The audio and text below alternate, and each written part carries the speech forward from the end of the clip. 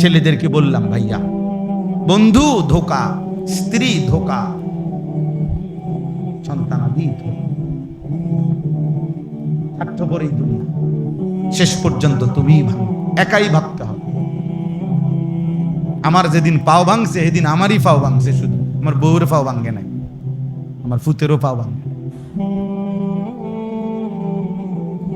হ্যাঁ, আমার সুখে আমি, আমার দুঃখে আমি। আজ আমরা এটাও বুঝি না। আমরা ভালোবাসি একরকম, অনুসরণ করি ভিন্ন রকম। আমরা বিড়ি মুখে ভালোবাসি, আমরা দাড়িবিহীন চেহারায় নবীকে ভীষণ ভালোবাসি।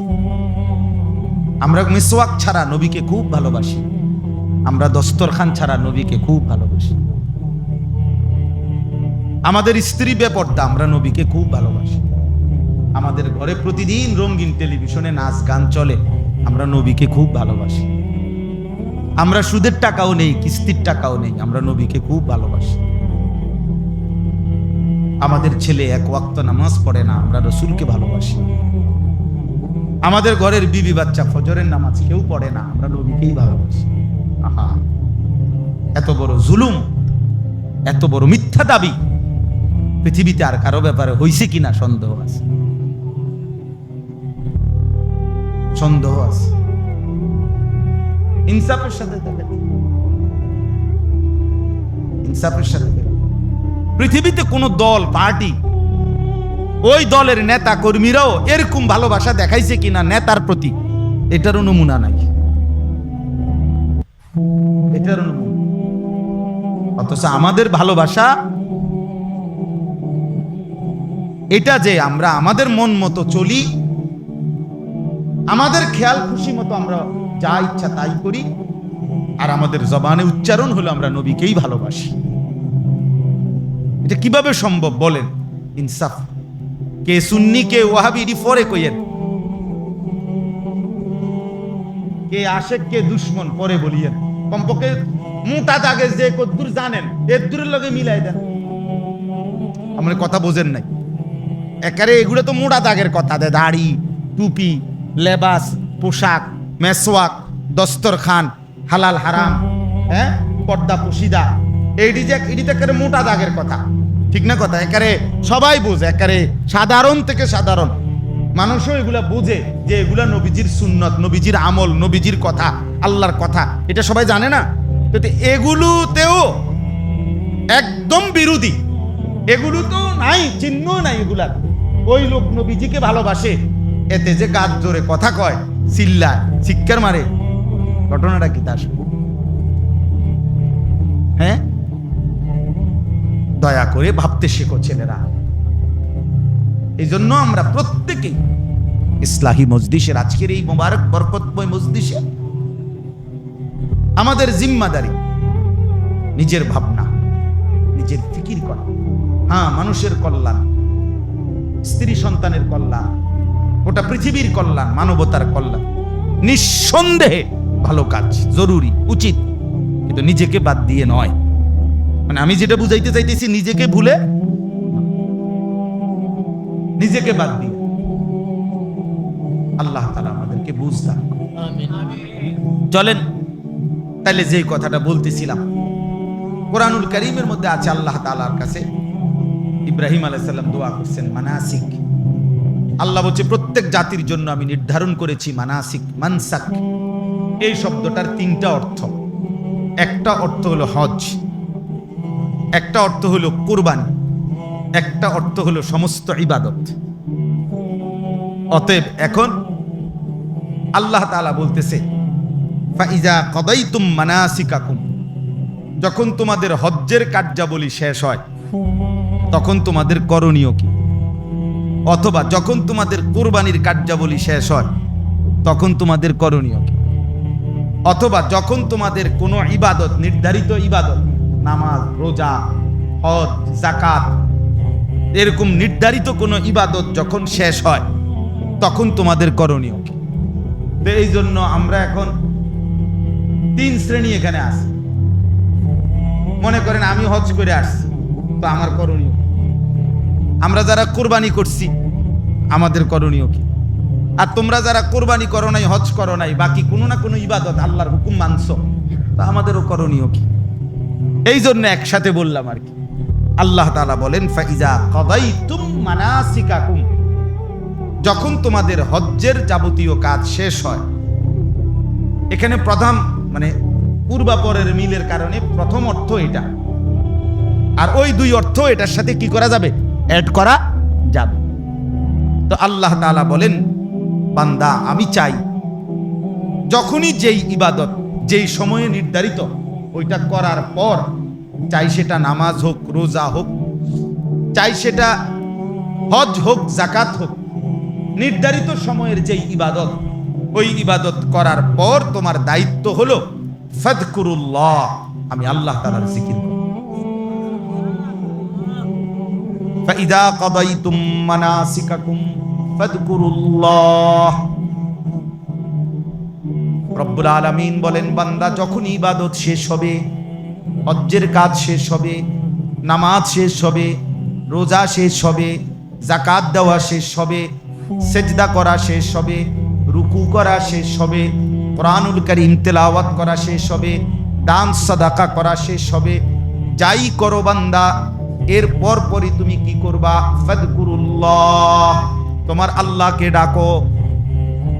এজন্য আল্লাহ তাআলা চায়, পুরা কোরআনের একটা মূল বক্তব্য যে আল্লাহ চায় বান্দা তুমি যখন যেখানে থাকো, যেভাবেই থাকো, আমি আল্লাহর স্মরণ, আমার নাম সঙ্গে নিয়ে থাকি।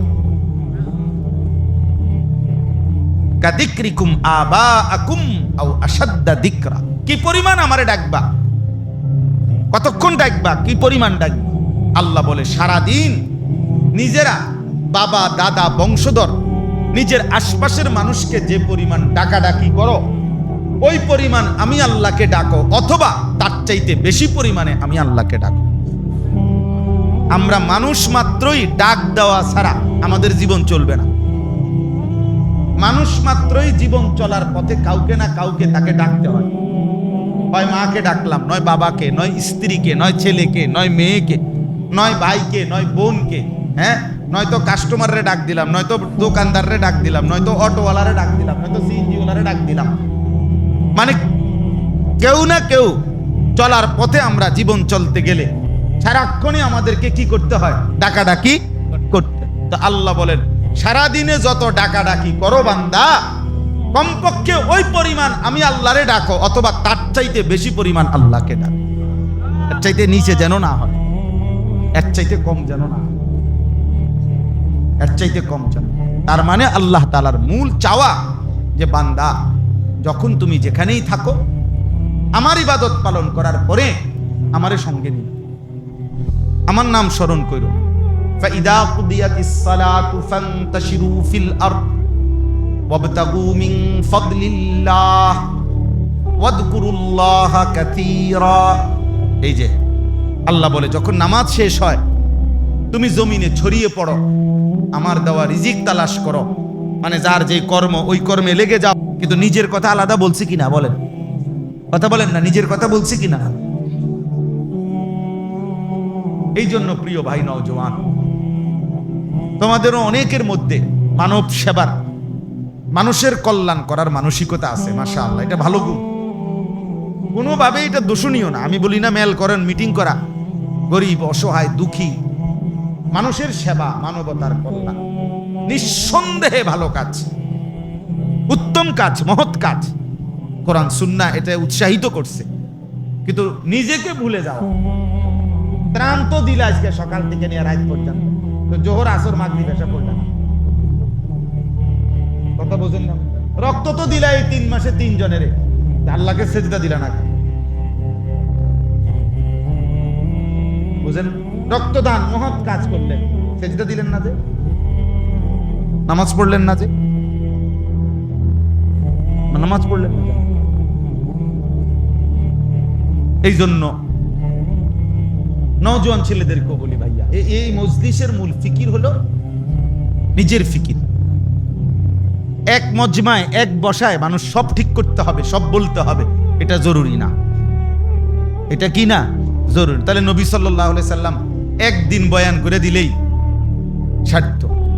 তাহলে আর 23 বছর দরকার ছিল এক বসায় একদিন ওয়া শুরু করিয়া 3 দিন টানা কইয়া যে আচ্ছা ঠিক আছে সব বলে দিলাম, এমনি এমনি চললো, আমি যাই, এরকম। তাহলে ইসলাহি মজলিসের মূল ফিকির হলো নিজের সংশোধন, ইসলাহে নফস, আত্মসংশোধন, আত্মশুদ্ধি, নিজের পরিবর্তন।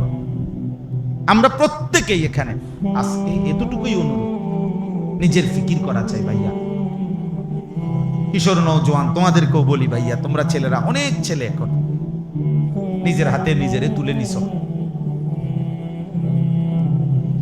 অনেকটাই তোমরা এখন এমন যে তোমরা তোমার মতো করেই ভাবতেছো, নিজে নিজে তোমার যা ভাল লাগে তুমি যা করতেছো, খাওয়া, ঘুম, চলা ফেরা, চাল চলন, পছন্দ অপছন্দ, রুচি, চুল, দাড়ি, লেবাস, পোশাক, কাপড় চোপড়, শার্ট প্যান্ট, সবকিছুতে একেবারেই নিজেই নিজে স্বয়ং সম।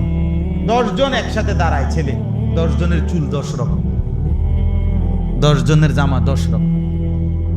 অথচ খুদার কসম কিতাবে আছে রাসূলুল্লাহ সাল্লাল্লাহু আলাইহি ওয়াসাল্লাম যখন সাহাবীদের সাথে বসতেন একসাথে, তো নতুন কোন আগন্তুক, মানে নতুন কোন ব্যক্তি যদি আসতো মদিনায় নবীজিকে দেখা করতে, সাক্ষাতের জন্য, ছেলেরা শোনো ভাইয়া, আল্লাহ নবী সাল্লাল্লাহু আলাইহি সাল্লামের কাছে আসলে নতুন, সে চেনে না, আগে দেখে নাই নবীজিকে, এরকম ব্যক্তি আসলে বলতো, আগে জিজ্ঞাসা করতে হইতো, মান ফিকুম মুহাম্মদ, আপনাদের মাঝে মুহাম্মদ কোনজন? অর্থাৎ প্রত্যেকের লেবাস, পোশাক, চুল, দাড়ি, জামা এমন একরকম যে বুঝাই যাচ্ছে না কোনজন রাসূল সাল্লাল্লাহু আলাইহি ওয়াসাল্লাম। তো সাহাবীরা বলে দিতেন উনারে, ওই নতুন ব্যক্তিকে, হুয়া ফিনা মুহাম্মদ, আমাদের মাঝে তিনি মুহাম্মদ সাল্লাল্লাহু আলাইহি ওয়াসাল্লাম। আজ আমরা তোমরা দেখলে আমগো মতো না, আমগরে দেখলে তোমরা চিন্তা করে দেখো ছেলেরা, কি তুমি বোকা না আমি বোকা? ইনসাফ করো, ইনসাফ করো ভাইয়া। এমন হয়ে গেলাম কেন? এমন হয়ে গেলাম, একেবারেই ভিন্ন চিন্তা, ফিকির, চুল, চেহারা, লেবাস, পোশাক, পরিকল্পনা, চলাফেরা, পছন্দ অপছন্দের ক্ষেত্রে এত ভিন্ন হয়ে গেলাম কেন? বাবার সাথে সন্তানের মিল নাই, মায়ের বোরকার লগে মেয়ের বোরকার মিল নাই, হ্যাঁ, ইমাম সাহেবের সাথে মুসল্লিদের মিল নাই, এত ভিন্ন হয়ে গেলাম।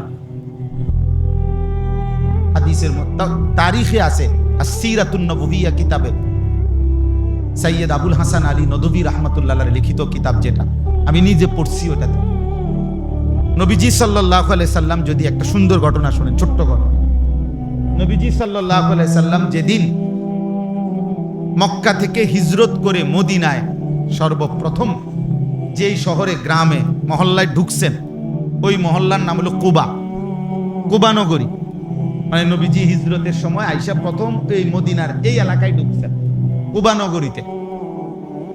তো যখন ঢুকছেন তখন নবীজি সাল্লাল্লাহু আলাইহি সাল্লামকে অভ্যর্থনা জানানোর জন্য মদিনার অসংখ্য নারী, পুরুষ, জওয়ান, বুড়া, বাচ্চা সবাই আসছে। তো এদের মধ্যে সর্বোচ্চ 70 থেকে 75 জন ব্যক্তি নবীজিকে চেনে, যারা মক্কায় হজ্জের সময় নবীজিকে দেখছে, নবীজির হাতে কালেমা পড়ছে। আর বাকিরা কেউ চিনে না, দেখে নাই আগে কেউ। আচ্ছা, ওনারা সব আসছে, নবীজি সাল্লাল্লাহু আলাইহি সাল্লামও ঢুকছে কোথায় কন্ত? কুবা নগরীতে। তো নবীজি সাল্লাল্লাহু আলাইহি সাল্লামের সাথে হিজরতের সময় একজন সাহাবী ছিলেন, উনি কে? হযরত আবু বকর সিদ্দিক রাদিয়াল্লাহু তাআলা আনহু। এটা তো আমরা সবাই জানি, ঠিক না? এই দুজন একসাথে যখন আসছে, আয়েশা 2 জন কিতাবে লিখছে, 2টা খেজুর গাছের নিচে বসছে। মানে এক গাছের নিচে নবীজি বসছে, আরেক খেজুর গাছের নিচে আবু বকর বসছে। দুজনই ক্লান্ত, প্রচন্ড রোদ্রে আসছে। তো বসার পর এখন এই যে লোকরা আইছে সাক্ষাৎ করতে, অভ্যর্থনা দিতে, এখন কেউ নিজ নিজ হিসাব মতে, কেউ উনার সাথে মুসাফা করে, কেউ ওনার সাথে মুসাফা করে, বুঝেন নাই? তা আর উইটটা গিয়া জিগায় অন্য করে, চিনা জানা করে, কোনজন? কসম আল্লাহর, এই কথা কি? প্রত্যেকে জিজ্ঞাসা করে কোনজন, তিনি কোনজন, নবী কোনজন? তো তখন আবু বকর সিদ্দিক রাদিয়াল্লাহু তাআলা আনহু এটা বুঝছে, ওই যে যে বারবার কানাঘুষা করে, এটা উনি খেয়াল করে বুঝছে যে এটা জিগায় বারবার। তখন উনি উঠে গিয়ে একটা রুমাল বা চাদর কিছু একটা আল্লাহ নবী সাল্লাল্লাহু আলাইহি সাল্লামের মাথা মুবারকের মধ্যে দিয়া দিছে, দিয়া উনি পাশে দাঁড়াইছে। এইবার সবাই বুঝছে ইনি মুহাম্মদুর রাসূলুল্লাহ সাল্লাল্লাহু আলাইহি ওয়াসাল্লাম। তাহলে এর আগে বুঝতেছিল না কে মুহাম্মদ, কে আবু বকর। এই পরিমাণ সাদৃশ্য, অনুসরণ, অনুকরণ এভাবে করছে।